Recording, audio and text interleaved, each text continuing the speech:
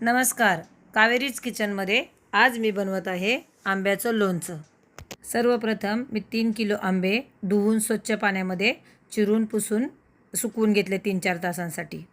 त्यानंतर सगळे खडे मसाले आपण थोडे थोडे भाजून घेऊयात। प्रथम लवंग, काळी मिरी, बडीशोप, मेथीदाणे, साबूत मोहरी हे साहित्य छान भाजून घेतले। हे साहित्य थंड झाल्यानंतर त्याची बारीक पूड करून घेतली। मसाले याप्रमाणे आहेत: 1 वाटी हळद, लोणचं मसाला, साबूत मोहरी, ही मोहरीची डाळ आहे, 1 वाटी धनिया पावडर आणि हा आपण वाटून घेतलेला मसाला, 1 वाटी काश्मीरी लाल मिरची पावडर, 1 वाटी लसूण, 1 वाटी मीठ आणि 1 किलो तेल गरम करून घेतले आहे।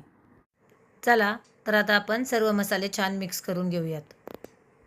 सर्वप्रथम हळद, नंतर मीठ, धनिया पावडर, गरम मसाले वाटून घेतलेली पूड, मोहरीची डाळ, साबूत मोहरी, लोणचं मसाला, काश्मीरी लाल मिरची पावडर छान मिक्स करून घेतले। छान मिक्स झाल्यानंतर शेवटी लसूण घातला। लसूण झाल्यानंतर त्यामध्ये आपण गरम करून थंड केलेले तेल घातले आणि छान एकसारखं सगळा मसाला मिक्स करून घेतला। तर हे पहा, सर्व मसाला किती छान मिक्स झालेला आहे। एक चिनी मातीची भरणी घेतली छान स्वच्छ करून आणि त्यातमध्ये आपलं तयार झालेलं लोणचं भरून घेते आता। तर हे पहा, तयार झालेलं आहे आपलं 3 किलो आंब्याचं लोणचं।